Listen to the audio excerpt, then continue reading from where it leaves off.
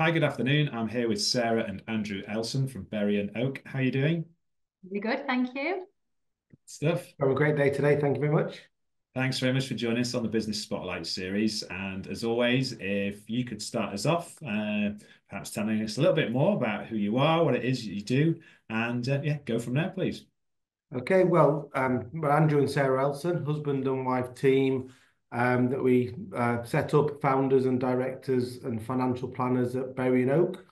And we're an independent firm of chartered financial planners here in Yorkshire. As a business, yeah, financial planning, it's what we do.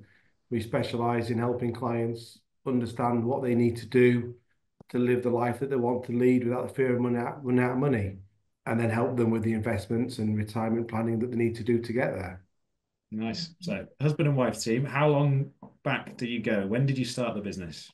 So the business is now, well, Andrew's been an independent financial planner now for 20 years, and Yeah. I joined him about 18 years ago. So we worked together, just the two of us to start with, and over the last sort of like 18, 20 years, we've gradually grown the business, and we've now got a team of 12.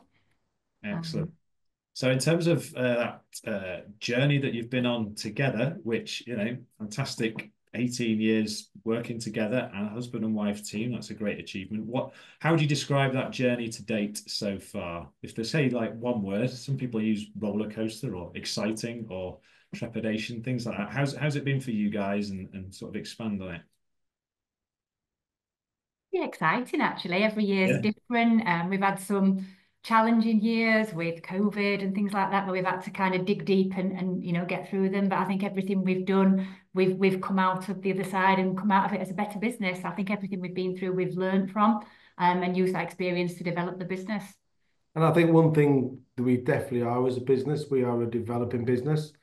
Between us, we spend a lot of time either working with different business coaches, going to conferences. We're always looking to get better, and we don't just sit on our laurels and say that's it. So we're pushing the bar to get better every year, and lots of people, we get lots of positive feedback from our other financial advisor firms that look up to what we do, and we're like, we've not even started yet. We've got our list of to-dos is even more, so we know we can do better and do even more. What does the future look like then for you guys in terms of maybe challenges, opportunities, that kind of not sitting on your laurels, so to speak? What are the plans ahead? I think the some of the biggest challenges is having a quality team, and we're Mhm. very fortunate right now that we've got a really good team. But when you are a really good business, you need really good staff, and that's not just the same as our staff member. They need to be really good. So finding the right people to help us expand is a challenge, but also when you do find them, it's game changing and very refreshing on there. So, Yeah, I think it's come from, I think we say we don't just do an okay job. Our goal is to deliver sort of like an exceptional service to our clients. But on top of that, I think one of the big things we stand for as a business is trying to give back to sort of like the community as well. And we like to work with local charities, local schools. And I think it's quite key for us with our team that the team that we recruit have got to be good, but also share our values about giving back and helping others. And in the past, if we have had somebody in that hasn't been that way inclined, that it's really stood out. And we've learned from mistakes and got to the point that we've got an absolutely fantastic team at the minute. Everybody works well together, helps each other, and it makes it nice coming to work when you've got a team like that around you as well. And it's not just the community as well. We do a lot in our profession.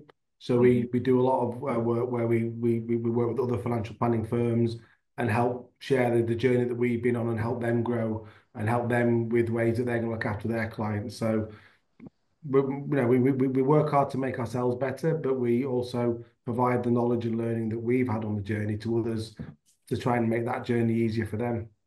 fantastic. I was going to ask you about in terms of any experience shared of creating a team, a winning team, so to speak, and your values that obviously must be there.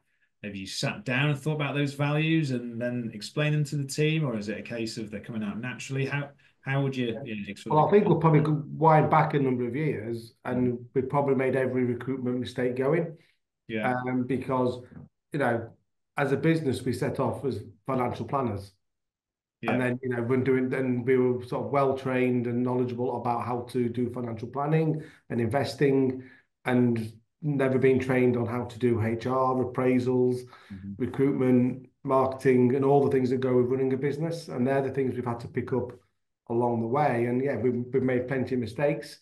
When you're entrepreneurial and busy, you can often be quick to hire because you just want to fill the role.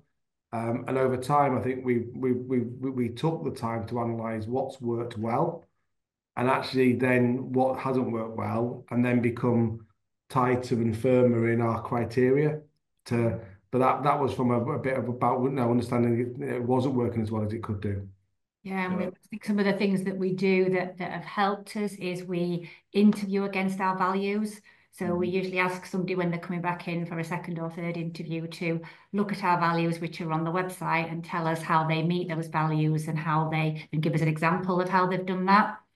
And I think the biggest game change has probably been we've got the team involved in the interviews. Before, it would just be I'd do the first Zoom interview, maybe the first face-to-face interview, and then if they got past me, Andrew would see them, and that was it done. Whereas Yeah. now we're quite keen to get the team involved, and do they like this person? Could they see themselves working with this person? And even as far as if some of the team say, no, I don't think they'll fit, then we go with that. And, we take that as being right, they're not the right person. Because I think if I'm asking somebody to train and develop and mentor someone, and they've said to me, oh, I don't think they're the right person for the role, and I've given them that role anyway, Yeah. you're starting off on a losing point, if you like. So we're very keen to get the team involved, and they can help, and sometimes it's great. They'll come back and say, we really like this person. We really want them part of the team. And that's where we've got some of the good team members that we've got now from. So we've developed the process to try and, I guess, make it an inclusive recruitment process rather than it's just the owners are recruiting and deciding who we're bringing in. And I think Brilliant. what's worked well from there now is we've got a good reputation in Yorkshire in the profession, and we often get applications applying for us direct for roles that don't exist, saying, I've heard about your firm, I really like what you do, I want to do financial planning with you. When you've got a role, please will you speak to me? And that's quite Brilliant. a nice place to be to, where people are actually reaching out directly, not via recruitment consultants, etc. They're applying for, say roles that don't exist, but they want to be part of the journey that we're on. That makes a lot of sense. I mean, you hear about, oh, I can't attract the right talent for business owners. There's not enough people doing X, Y, Z, but some great shares that you've just had there with regards to being attractive to the right talent. So people coming to you and being the kind of place that people want to work. So when you are looking for people, or you've got a list already of people potentially in mind, and you're not having to kind of, I suppose, reinvent what you do in order to be attractive to people. You are that, and you're setting the standards. So that's a great share. Thank you very much for that. With that in mind, and thinking about your biggest lesson in business today, would that be it on the recruitment, or would there be anything else in terms of sharing something that you've learned along the way that has been really key for you guys? I think the biggest thing like staffing is a big thing, because without a good team, your business will stutter. But I think the other big difference that we've done is we know which clients we serve well, and we also know which clients we don't work well with. Yeah. And we're in a fortunate in a position to say no to clients if they're not the right fit for us. And that's not a luxury that everybody has. But when you know what you do well, and you know that the people are going to be receptive to it, it's a lot easier, it's more relaxed, you can add more value. So I think absolutely, knowing, that bit about who is your customer, who is your client, who do you work well with, and focusing all our activities to attract that type of person has worked very well for us, because they enjoy working with us, we enjoy working with them. It's enjoyable for everybody, but definitely saying no to those that are just going to drive you bonkers. And I think probably expanding on that, you know who you are and you stick to that. We've been quite cool with that with our marketing as well, in that we came up with a Berry and Oak style for how we wanted our marketing and our social media strategy to be. And all our posts are in the same sort of theme. So hopefully if somebody sees a post, they know instantly it's a Berry and Oak post. It's always in our colours. It's always got our logos on it. It's attracting what we would see as being the right fit client is. So we're very careful what we do put out on social media, and make sure that the message it gives is a message that we want to put out there. So always presenting a consistent image, and it's just having that time initially. And actually, go back a step further, that was something we had an internship. A girl came to us from Edinburgh University for the summer, a marketing intern, and she spent the summer with us devising a social media strategy. So I think sometimes it's, don't be afraid to ask for help, and it doesn't necessarily need to be somebody experienced. You could give an opportunity to somebody young that's got lots of ideas. We've taken the work that she's done and just carried on evolving from that. It rolls back to the team as well, in that knowing what I'm good at, knowing what Sarah's good at, and making sure that's what we do, and building other team members that are good at doing the things that we're not good at, and then being able to let go. And that's what the team's there for. So I think it's another lesson learned, is know what you're good at and make sure that's what you do, and step back and don't do the other things, and get experts where it's their unique ability to work in the other areas. And I think we do that a lot as a business. Actually, we outsource an awful lot of things that, I suppose, it makes our reach bigger than it could be. We've got 12 permanent employed staff, but we've probably got about 20 or 25 people that do work for us, whether that be accounting, bookkeeping, compliance checks. We've got lots of different people that are experts in that area that we bring in to do that work for us, and we know it's what they do well, and not necessarily something that's our unique ability. So we get that outsourced. A word that kind of came to mind there when you're describing that, there's loads of good shares in there again as well, is clarity in terms of who you are and what you do and what you're good at, and the target market that you're going after.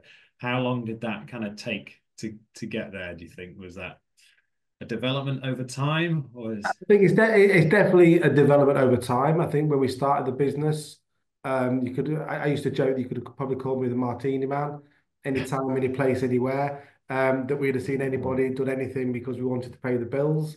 And after a while, you realise actually you're not really adding value, and actually you're probably costing yourself money because you're not actually making any money from that particular transaction, and then you're not enjoying it because it's not the sort of thing you want to do. So gradually over time, we've refined what we did and who we did it for, and as our experience and knowledge got better, the complexity of the clients that we deal with rose to reflect that. Until we found a space, and typically our new clients now come to us, they're probably aged somewhere between 50 and sort of 70, approaching retirement.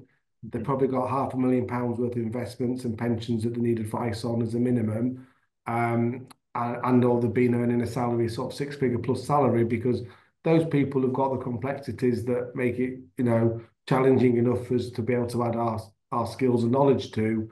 And we can definitely add value to those sort of people from there.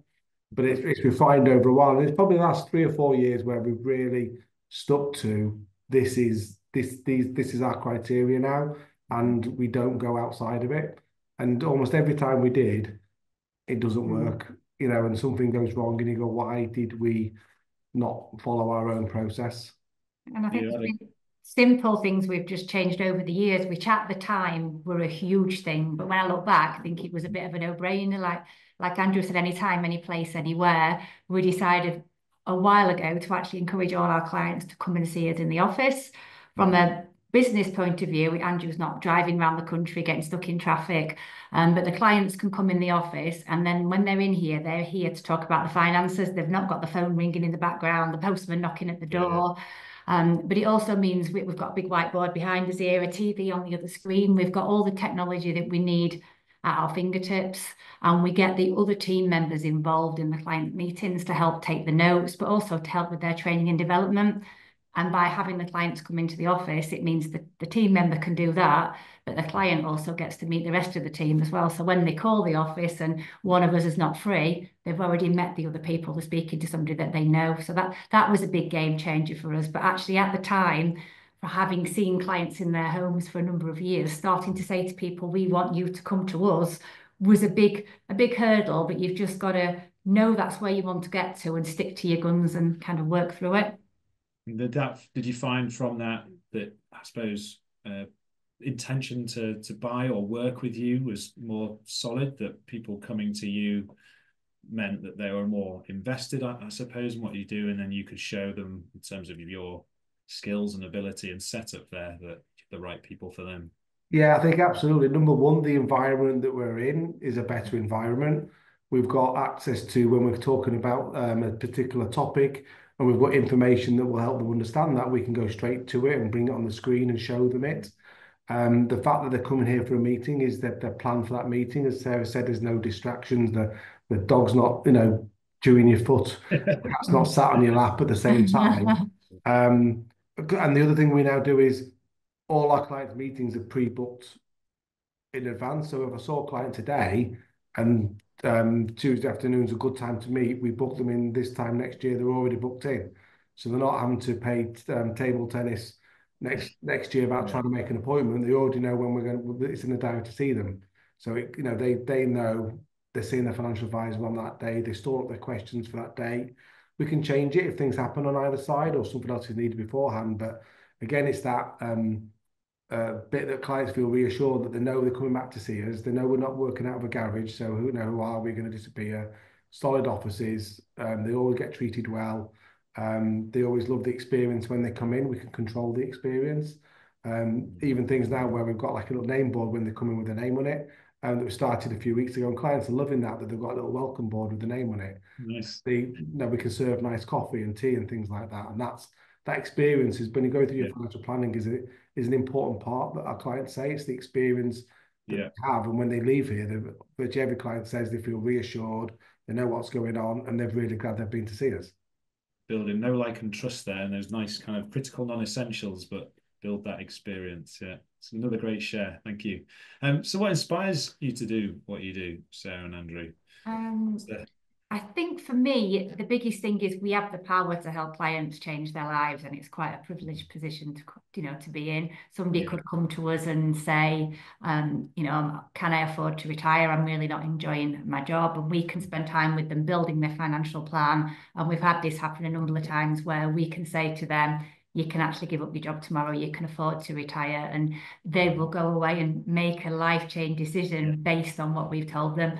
And when we see them 6 months later, they come in, they're feeling so much refreshed, they've got holidays planned, and I think it's for us, it's the fact that we've got such a privileged position that people share a lot of information with us, but we can use that information to help them one way or another, whether it be they're retiring early or even just giving them the confidence that they can afford to change the car or they can afford to help their kids with a house deposit. It's a meeting that from that time they've spent with us, they can go away and make a huge difference to their life or their family's lives. And that's probably why we do what we do. It definitely is. I think, and there's probably a theme that runs through it all, is that in a nice way, Sarah and I like to help people. So actually helping our clients do all the things that they want to do. But also, as we said, we do quite a lot of work with schools and universities on financial advice and planning, and as also as a career with the sort of students from there. We give back to our fellow peers. We do quite a lot of charity work.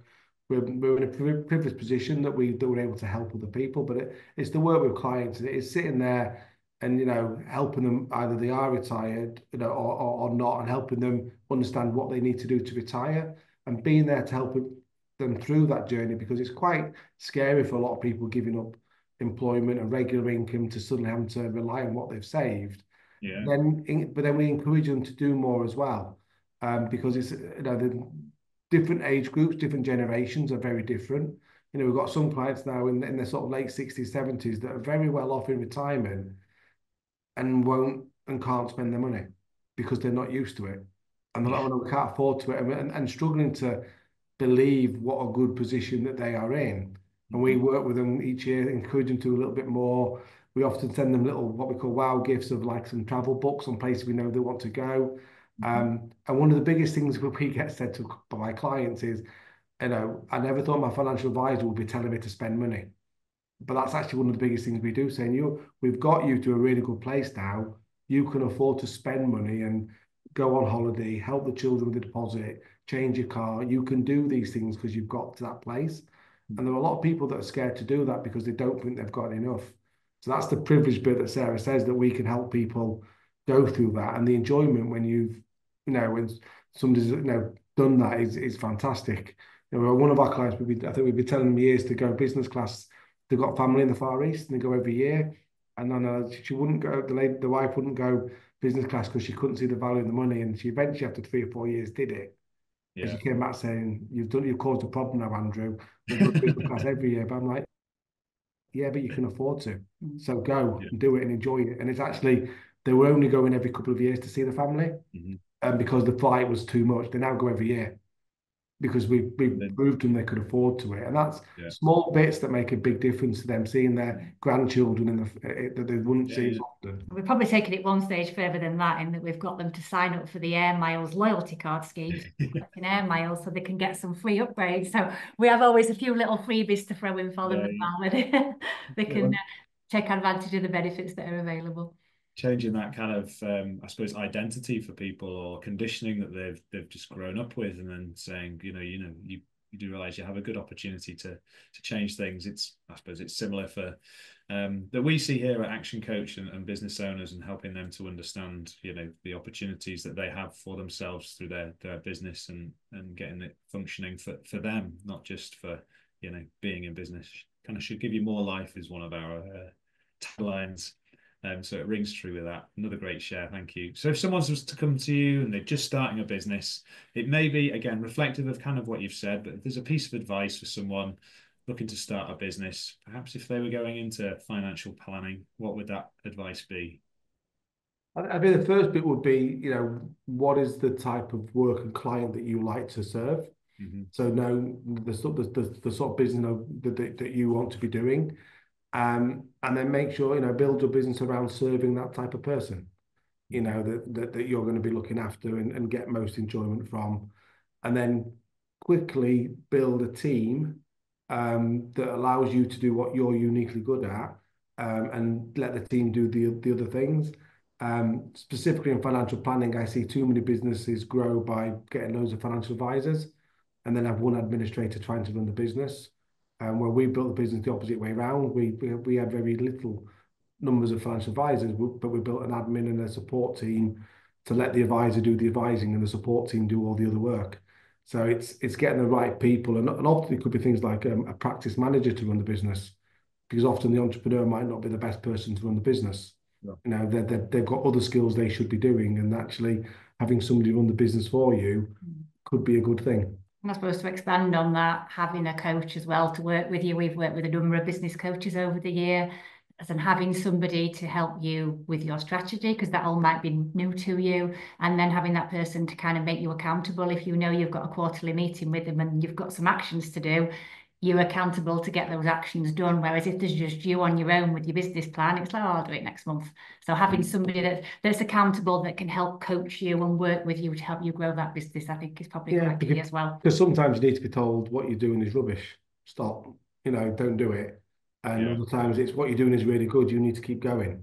And I think when you're starting a business, you've got to have that adaptability to don't be, like fixed in your way, saying, oh, this is the way I must do it. If you're doing it right, then stick to it, but don't be stubborn. Be prepared to say you got it wrong and change if other people are giving you that guidance that are more experienced and knowledgeable in that area. Wise words indeed. Thank you for that. Another great share. So then lastly, as we sum it up, if people, if there's any latest news around what you're up to, you've mentioned a few things, but if it's just a case of sharing a website as well, where people can get in touch if they want to, feel free to share that now. Yeah, but our website is berryandoak.com. There's probably a couple of really good free resources on there that we've made available for people. One's a book called Enough, which is about have you got enough money to be able to retire? It's available as a free download on our website, and people will find that a really good, interesting read about their financial planning. And then the other one is we've got a free cash flow planning tool called Truth About Money that's on our website, where you can put in some basic information about your circumstances, and it'll help you plot out if you're on track or not. It's a very simple, straightforward one. And then often people look at that and go, do you know what? And I now need some better professional advice on this to help me further. But this has helped me get to a good place, and that's where we could help. So those people that, in the sort of mid-50s thinking about retirement and want to make sure they're doing the right thing, then Berry and Oak's a great home to come and help them. Fantastic. We'll share that out in the descriptions when we share the interview. Sarah and Andrew, thank you very much for all that you've shared. A lot of value in that, and I wish you all the best for the future of the business. Thank you. Thank you very much.